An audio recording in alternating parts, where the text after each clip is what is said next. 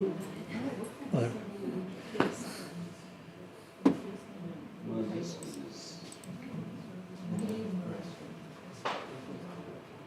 Well, good morning. Good morning. Good to see you all today. Today is hopefully a little lecture and mostly back and forth.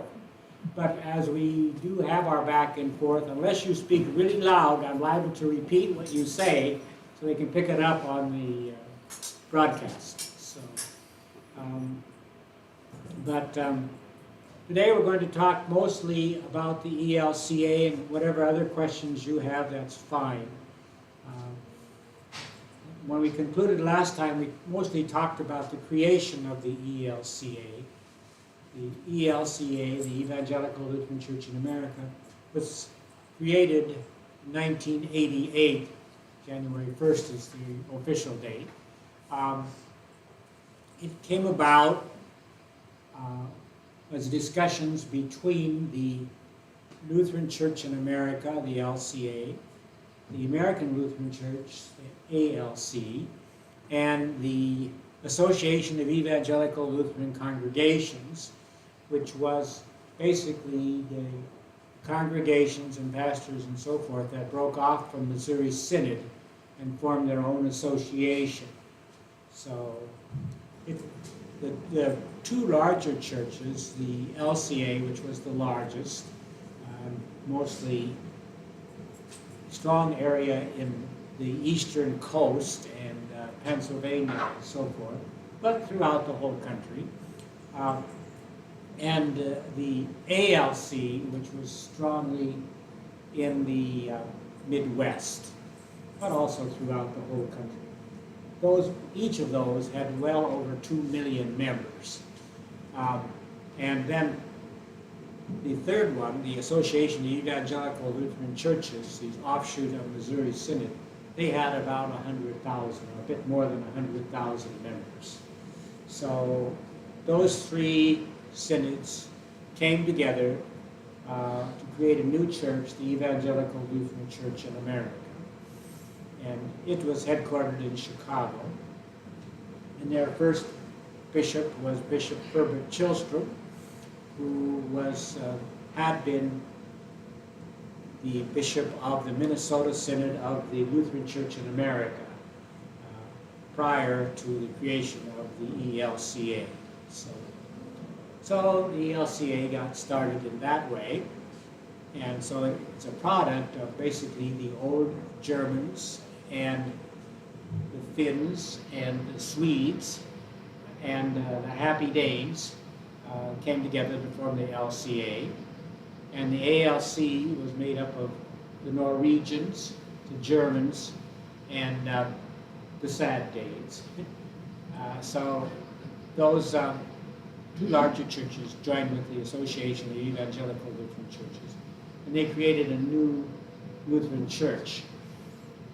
And the reason I say new is because one could look upon this as a merger, and it certainly was. But I lived in them better days, and I was on the first Synod Council of the ELCA Southwestern Minnesota Synod. So I was there when we were trying to go through this business of where are we going to have the church office, what are we going to do, and all the rest of that. So it was an exciting time to be there. The LCA and the ALC, they had different ways of improving this the new church. The LCA was pretty straightforward. The synods voted on it, and if they accepted it, it was fine. The ALC was a little bit different. The synods could vote on it, that would be fine, but each congregation could vote on whether they wanted to do it or not. So I was in Minnesota, and there were a fair number of people around who didn't want to do it.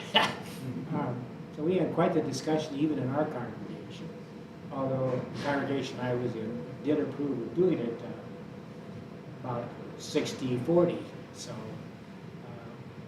and there were other congregations around who did not, but they had to get 2/3 of the congregations of the ALC in order to ratify the ELCA, going to the ELCA.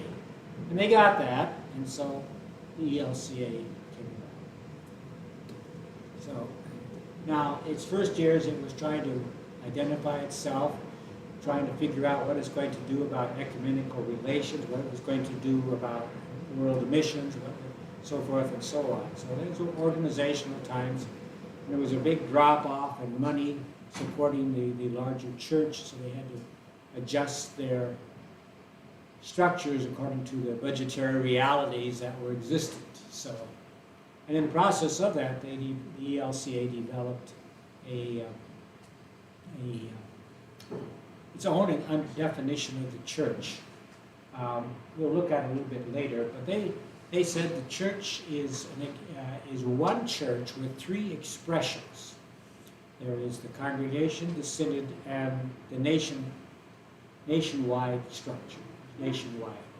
So those three expressions are interdependent and work together to do mission. So in order to talk about the fullness of the church, you basically need to talk about the local congregation, the larger regional synodical reality, and then the whole national structure of the church. There are plenty of people in the ELCA then and now who do not have that conception of the church at all. For many people, the church starts and begins at the congregation and ends at the congregation too. But according to the ELCA, it's a far larger structure than that, and interdependent one. So there is these days a certain movement to revisit the structure of the ELCA and to redefine how the church is doing its ministry. And I really have no objection to that. In fact, I think it's a good idea. When the church was created, we had 65 synods, mostly geographical, a couple that were not geographical synods. And well, people move, people change, people live, people die. So that synod structure probably needs to be revisited anyway. So that's one thing that is simply true. So, but anyway, as the ELCA went along, it decided to develop ecumenical relations, and it developed a philosophy of full communion. This had always been a point of discussion in the past, because as you might recall, when we talked the last time we talked about the Missouri Synod and the ALC being in altar and pulpit fellowship. You might remember from before that there was this big discussion from the General Council about whether or not you could open up Lutheran pulpits to non-Lutherans, whether or not you could commune non-Lutherans. That was a big discussion, and they ended up adopting the Galesburg rule, which said Lutheran pulpits for Lutheran pastors only, and Lutheran communion rails for Lutheran communicants only. That wasn't totally accepted by any means, and so that's been an ongoing discussion throughout the years. So the ELCA has said we can have open communion. We'll have discussions with other churches, and if we can see that they have the substance of the gospel in their teaching, then we can have open communion. So we open communion up to various other denominations, including the Reformed Church in America, the Presbyterian Church in America, the Moravian Church, and the one that caused the biggest hubbub, the Episcopal Church in America. There was quite a discussion about the Episcopal Church in the 1990s about whether or not we could have full communion with them. The sticking point, of course, was that our Anglican, our Episcopal brothers and sisters insisted that we have ordination via bishop and apostolic succession. And we Lutherans have never insisted upon that. we have said you can have almost any structure of ministry you want. There isn't any one divine structure. Calvin, of course, had said that there was a divine structure, the Presbyterian structure. And the Anglicans and the Swedes, some of the Swedes, said, yeah, there's a divine structure. It's apostolic succession of the bishop, going back to the apostles.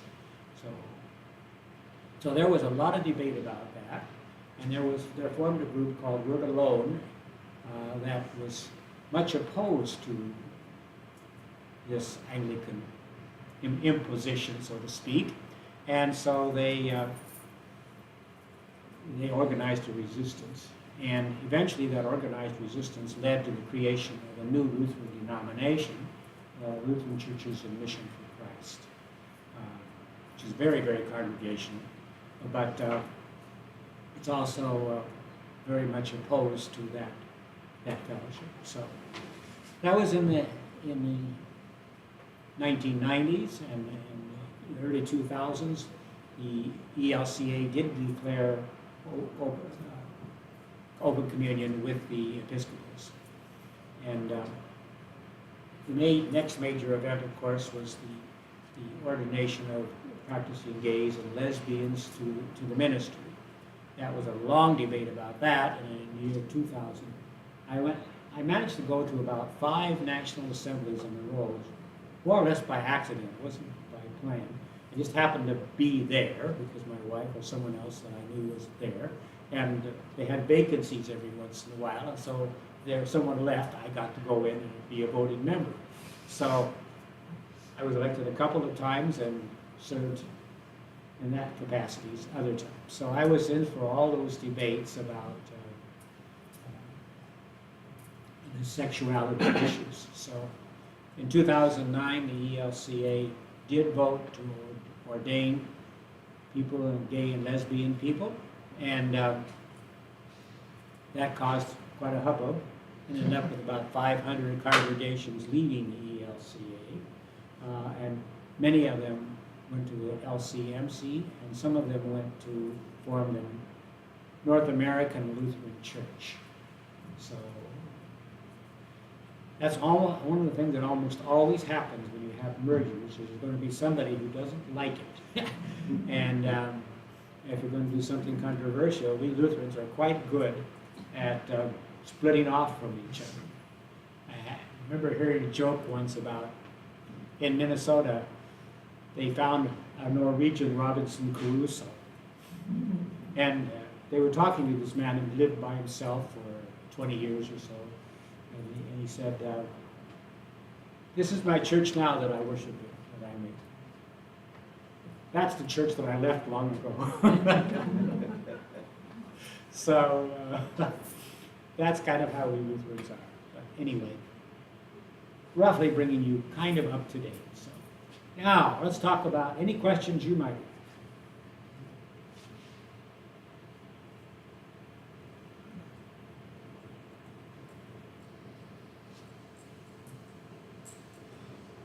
How does Seminex, where did that fit into this? That wasn't the same as the other group you mentioned. No, well, no. In 1969, Missouri Synod did two remarkable things.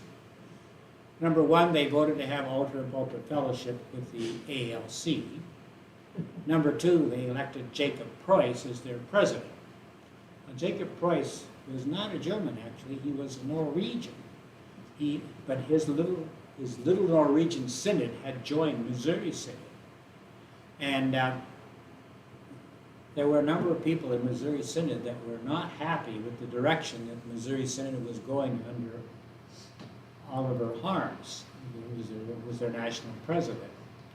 So they organized to elect Jacob Preuss instead of Harms. So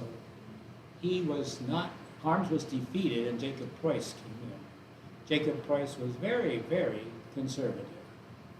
And he worked at trying to do away with all that liberal teaching in the St. Louis Seminary.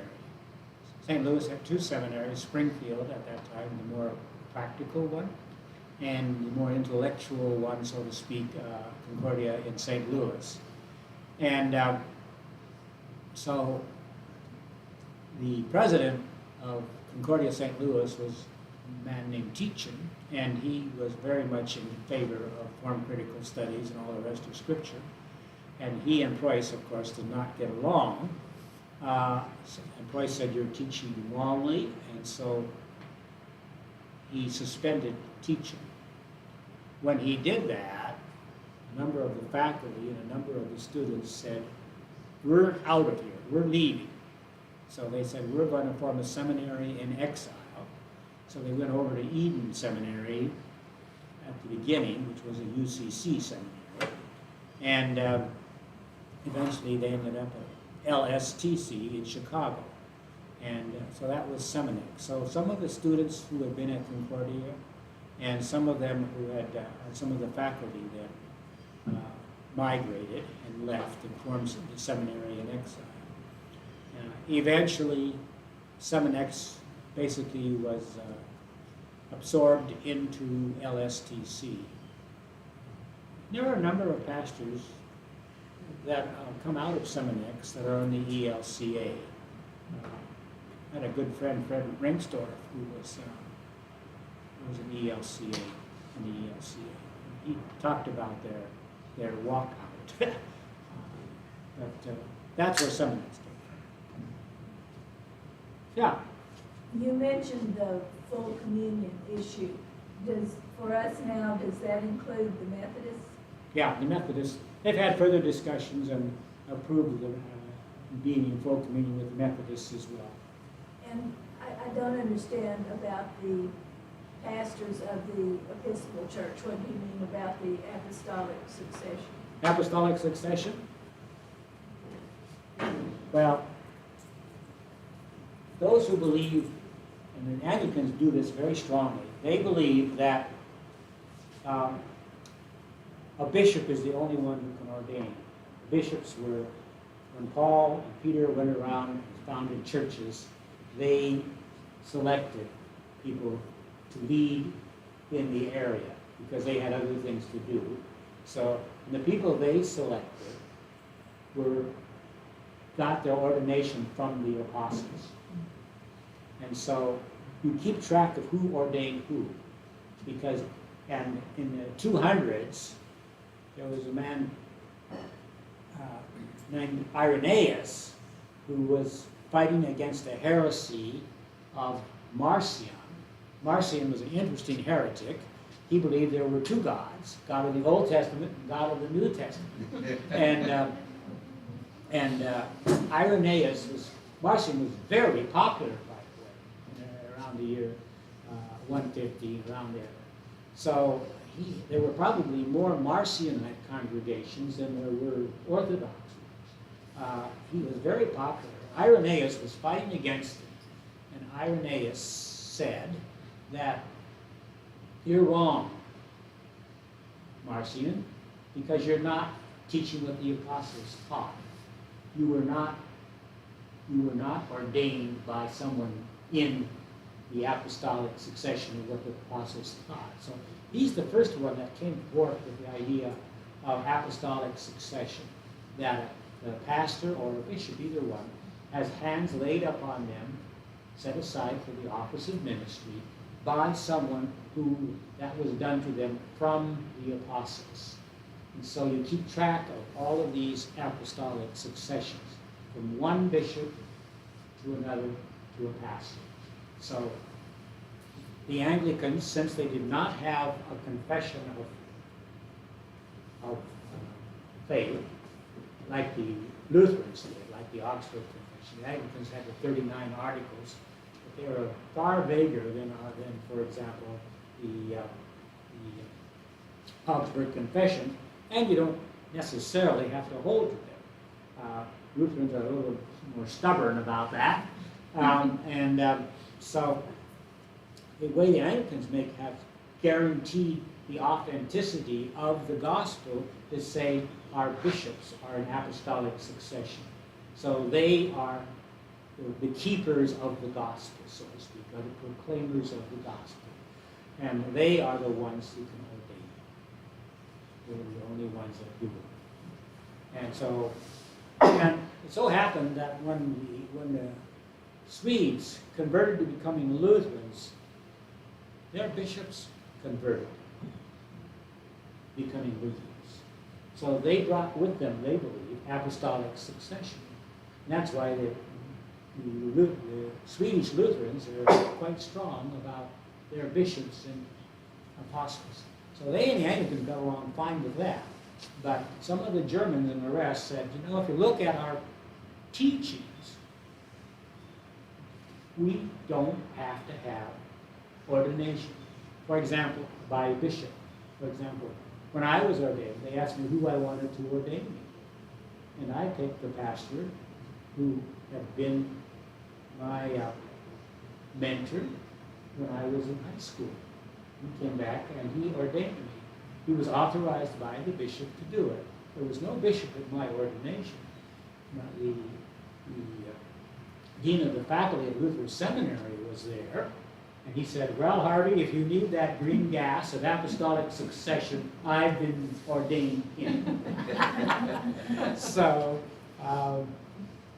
and when we were having this discussion in the ELCA, Martin Marty, this church historian from the University of Chicago, he came over, he came in and tried to help this discussion go along, and he said to the Lutherans, you Lutherans, we don't have to believe it, we just have to do it. And so that's what was done. You'll notice that the ELCA afterwards adopted an amendment to that agreement, which said that if a person has reasons not, they can present their theological reasons and so forth, why they don't want to be ordained by a bishop, they can be have someone else authorized. But there's a procedure to do that. But that's how the Lutherans, that's how the ELCA is trying to deal with that issue. So. Canada. Is there a Lutheran Church of Canada? Yeah. How many Lutherans are they as fragmented as? Well, Lutherans in Canada, they have their equivalent of Missouri Synod, yes, and they have their equivalent of the ELCA, yeah, they're fragmented too.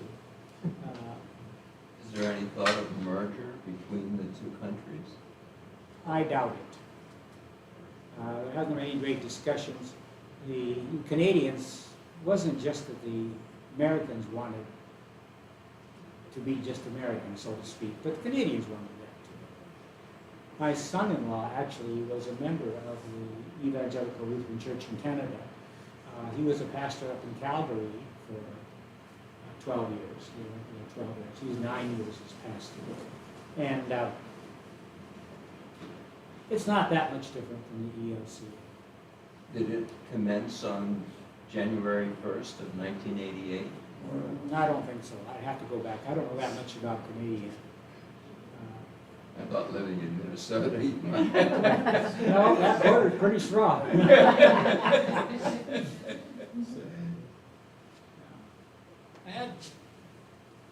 I had Pastor John put this up. I'm going to probably want to advance it down a little bit. But anyway, other questions before we get into that?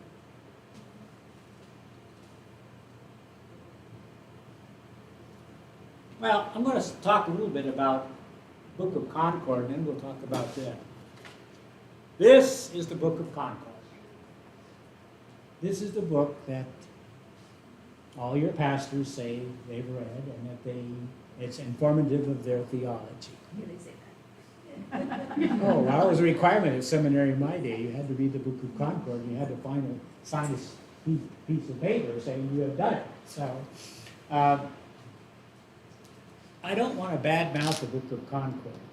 Especially, I don't want to do that with the Augsburg Confession. The Augsburg Confession itself is really not very long. And I'll give you an idea of simply how how long it is.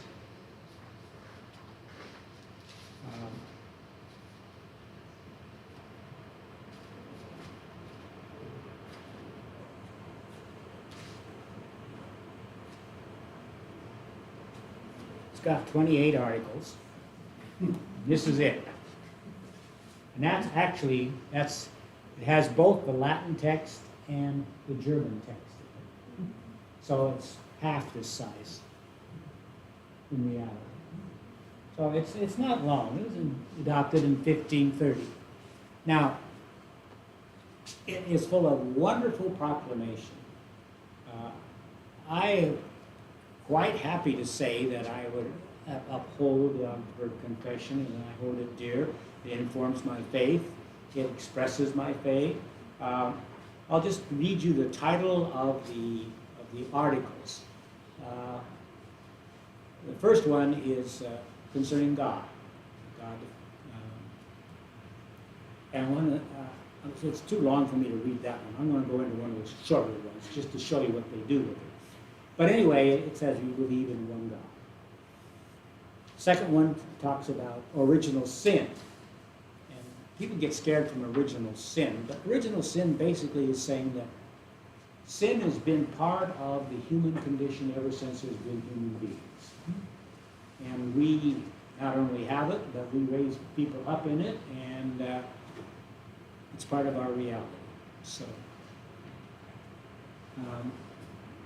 third article concerning the Son of God, concerning Jesus. The fourth article, this one is the center of the Lutheran faith. This is where Lutheranism stands and falls, so I'll read that. I'm trying to decide if I should read the German. I'll read the German text instead of the Latin one. Furthermore, it is taught that we cannot obtain forgiveness of sin and righteousness before God through our merit, work, or satisfactions, but that we receive forgiveness of sin and become righteous before God out of grace for Christ's sake through faith.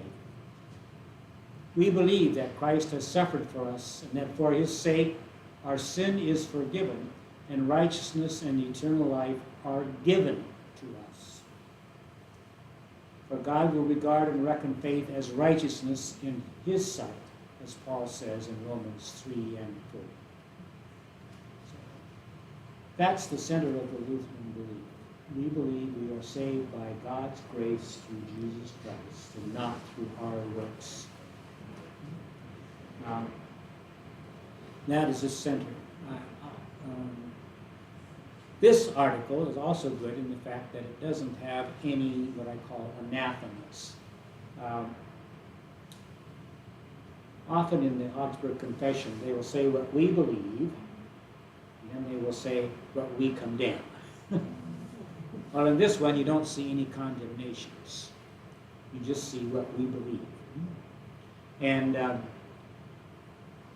was interesting because, of course, this is a political document. They presented it before King Charles, and they did it because they wanted to show how they were in keeping with the old teaching of the church. That's why it starts off by saying we believe in the Nicene, the Apostles, and the Athanasian Creed. And so that's part of what they're doing.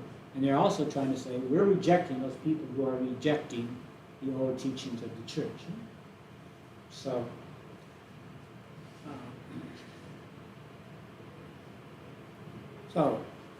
that's Article 3. Article 4 is the office of preaching. To obtain such faith, God instituted the office of preaching, giving the gospel and the sacraments. Through these, as through means, he gives the Holy Spirit and produces faith where and when he wills in those who hear the gospel. It teaches that we have a gracious God, not through our merit, but through Christ's merits when we so believe. Now here's their anathema. Condemned are the Anabaptists and others who teach that we obtain the Holy Spirit without external word of gospel through our own preparations, thoughts, and words.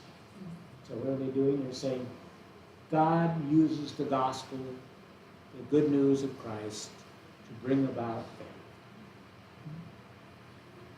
some of the Anabaptists would say, you can work to get your own. You work to get your own faith. And they're saying, no, faith is not something you work up from within. Good news is not something you work up from within, but it's something that comes to you through the gospel.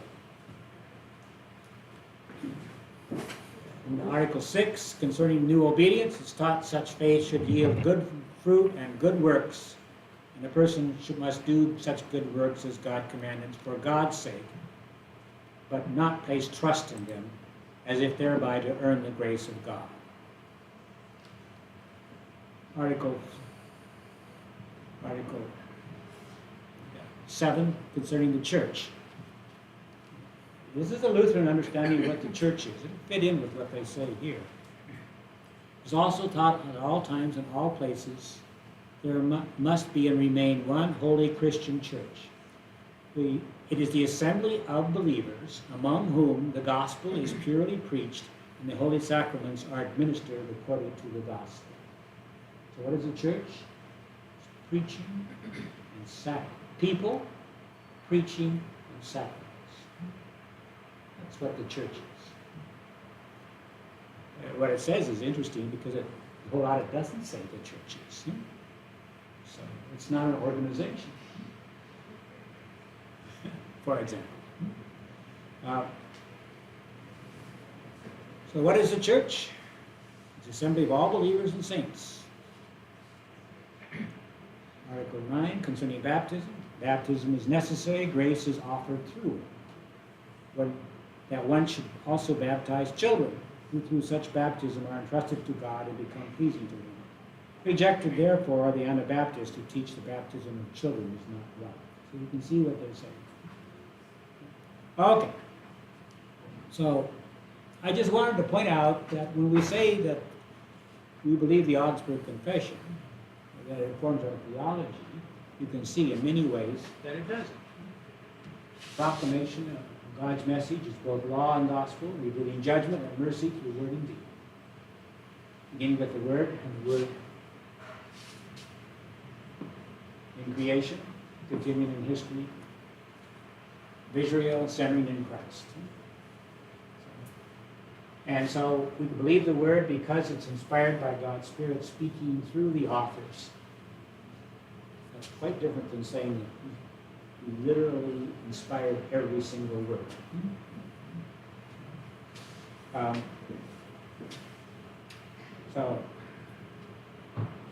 then we talked about this last time, how it's the authoritative one. So anyway, I'll just say one or two more things about this, and then we can go back and see where we are.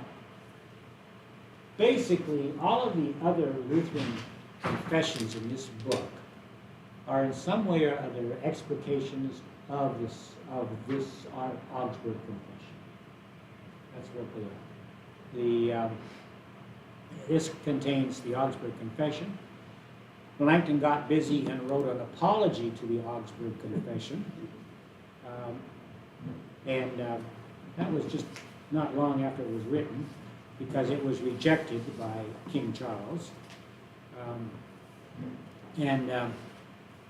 The apology to the Augsburg Confession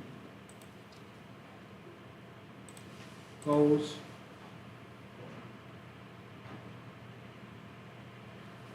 that's the apology to the Augsburg Confession. Melanchthon could be rude. It's a wonderful writing. So, and then, as the Lutherans were preparing for war, they asked Luther to say, as we're discussing with our Roman Catholic brothers and sisters, what can we give up, or what can we keep what's fundamental to our faith, and what can we flex on? And Luther wrote the small called Articles. It wasn't really, but Luther did. And then they got to talking about the Pope, and so Melanchthon thought that we need to say how we understand the Pope, so Melanchthon wrote this on the power and authority, the primacy of the Pope.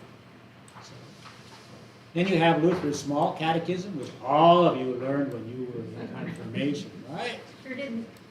Nope, you didn't have to. No, I didn't have to. Memorize. But that is really rather short. Small catechism. Luther wrote that in 1528, 1529 for the head of the household to teach their children the basics of the Christian faith. That's what the small catechism was about. But Luther, as he's had visited around in the Saxony and other areas, he decided, boy, there are a bunch of dumb lay people out there, and there's a bunch of really stupid pastors too. So he said, I'll write a book so pastors can know what to teach. So he wrote the large catechism. That was for pastors. Lots of good things in there. And then, after all that was said and done, then we got into the formula of concord and the epitome of the formula. Epitome basically is a summary of it. But it's long.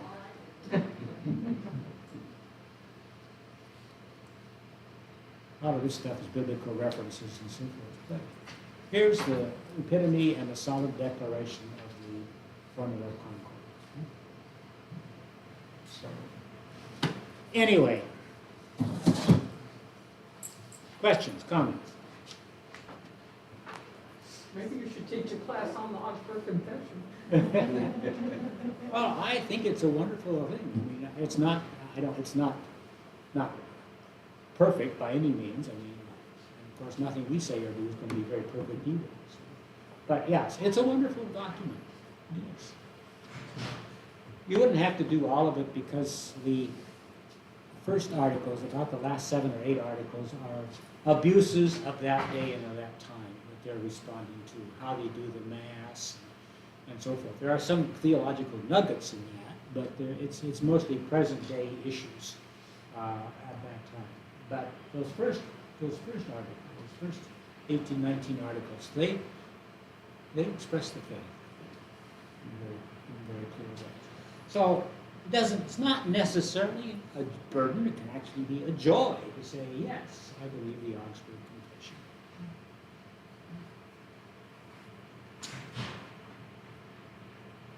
Anyone else? Well, okay. There you have it. Accepts the Augsburg Confession as a true witness to the gospel. Knowledge as one with it in faith and doctrine of the churches likewise accept the teachings of the unaltered Augsburg Confession. This is a statement of open communion to all of the Lutherans. It's saying if you believe in the Augsburg Confession, you're welcome to our communion table. Is there an altered Augsburg Confession? Why do they say unaltered? Because Melanchthon, who actually penned the Augsburg Confession, was in Augsburg doing it. Luther couldn't go because he had been declared an outlaw and he would have been arrested. So Melanchthon was there meeting with the princes and so forth. And they actually knew more theology back in those days than people do now because that was their main focus. But Luther and other Lutheran theologians met with, and they said, we'll write down what we believe. So Melanchthon wrote it, and he conversed with Luther. He and Luther communicated, so that Luther thought it was wonderful.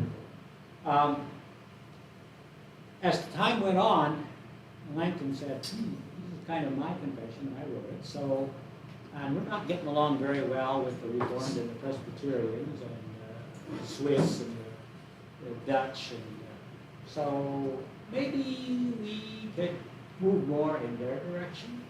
So he tried to alter what the Augsburg Confession was saying, particularly about communion and the real presence of Christ in communion, because Reformed people didn't like to believe that Jesus was in, with, and under the bread and wine of communion.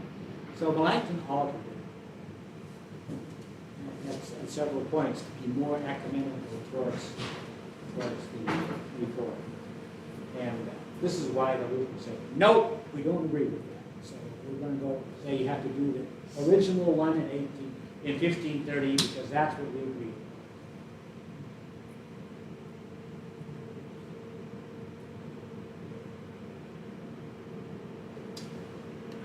So, let's talk about this nature of the church.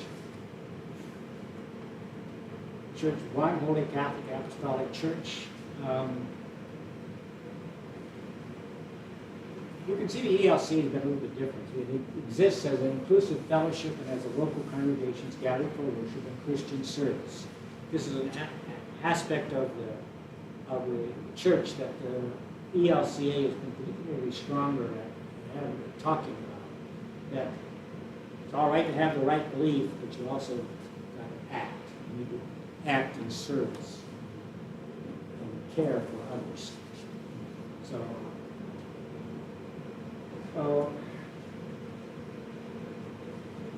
now, this is in the background. The church, therefore, derives its character and powers from both the sanction and representation of its congregation, from its inherent nature and expression of the broader fellowship of the faithful.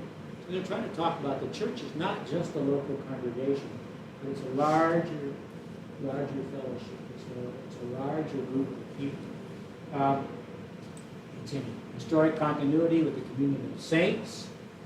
So you go not just now, you go back to Christian belief throughout the ages. It's one of the reasons why I personally like very much when we confess the Apostles' Creed and the Nicene Creed, because it reminds us of this historic continuity that we're part of. That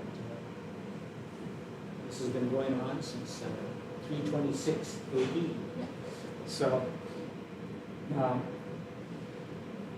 and it expresses and its breadth.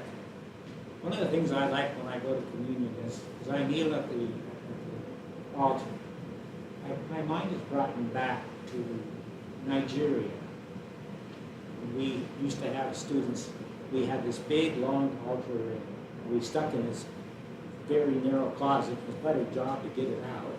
We put it down there, and then the students would all commune. They would all kneel, and they would have communion.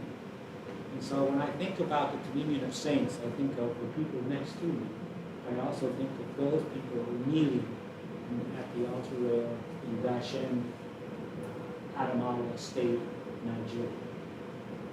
By the way, they're having their presidential election today.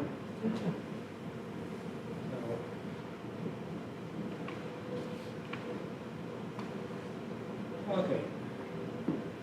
So just to look at what participating in God's mission for the church does. Proclaim the gospel of justification by grace for Christ's sake, through faith alone. Echoes of the Augsburg Confession there. Carry out Christ's Great Commission by reaching out to all people to bring their faith in Christ and doing all ministry with global awareness consistent with the understanding of God as Creator, Redeemer, and Sanctifier of all. That's the reason why we're involved in global mission. Third, response to God's love to meet human needs, caring for the sick and the aged, caring for the marginalized, embracing and welcoming and racially and ethnically diverse populations. Words are good, our practice is not so great. The ELCA is the whitest church in America. Partially due to its history. Manifest the unity given to God's people by living together in the love of Christ. So, okay, I think we can stop there. Any more questions? Where do you see the future? Where do I see the future? Well, you know, the Lutherans in America have always been outsiders of the American general theological system. I mean, we are Protestants, but we're Protestants, for example, that have a strong concept of sin. And being that the case, we don't get along terribly well with Baptists and some of the Methodists. Methodists are really hard to categorize. But Americans have always placed a strong emphasis upon human will. And Lutherans are not so impressed with human will. Luther wrote a book about the bondage of the will, so. So that's always left American Lutherans a little bit on the outside. But a couple of things I think that the Lutherans do have to contribute in the present day discussion is, number one, we don't have a problem with saying that I'm a sinner and I live in a system of sin. We don't have a problem with that. Not from our confessions, original sin and all the rest of that. We can look at our past and be honest about it. We can look at what we're doing and be honest about it and say, we're sinners. We're in desperate need of God's grace. So I think that's a contribution we can make. I suspect it's always going to be a minority view, but I think when you have all these discussions going on about systemic racism and so forth, we Lutherans don't need to be afraid of that discussion because we understand sin. So I think we've got something to contribute. What's the organizational reality going to be? I don't know. The Catholic Church did embrace the idea of the grace, right? Well, Recently. yeah, yes. They've always had a sense of grace. That's never been the issue, but what kind of grace? Is something infused at St. Thomas following Thomasan logic. But no, the Lutherans and the Catholics did come to kind of a joint statement on sanctity justification by grace.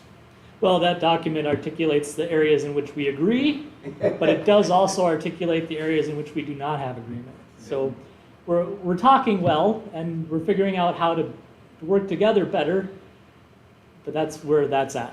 Yeah, well, it's far better than when I was a boy growing up in the church documents they used to have in the pastor's reports. How many souls were saved from the Catholic Church? How many souls were lost to the